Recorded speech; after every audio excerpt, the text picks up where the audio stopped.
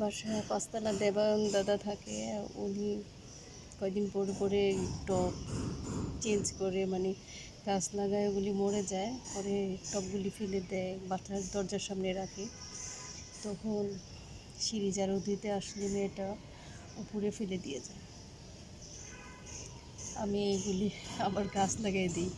কি সুন্দর পুদিনা পাতা হয়েছে দেখেন এই টবটার মধ্যে। টবটা কিন্তু ভালো না, ভাঙা, তারপরে অনেক সুন্দর পুদিনা পাতা হয়েছে। কোনো কিছুই আমি ফেলে দিই না, ওগুলিতেই গাছ লাগাই। গাছ লাগাইলে অনেক সুন্দর হয়। এই যে পুদিনা পাতা, পেয়ারা গাছের গোড়া ধনিয়া পাতা, ধনিয়া পাতার ফুল আসছে, এগুলি পরে আবার অনেক গাছ হবে। এই যে পুদিনা পাতা, আমার পুদিনা পাতা কিনতে হয় না, আমি বরঞ্চ সবাইকে দিই, ভালো লাগে দিতে। পেয়ারা ধরতেছে, পেয়ারা ফুল,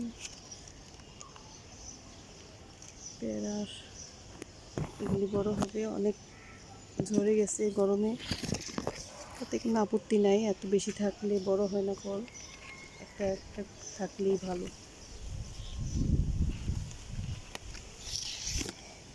এই মাটিগুলি আমি আসলে সবটাই মাটি না, বালি, তারপরে সবজি কাটা, এগুলি দিয়ে আর কি মাটিটা তৈরি করি। ছাদের পাতা পরে ওইগুলি বস্তায় রেখে মাটি তৈরি করি।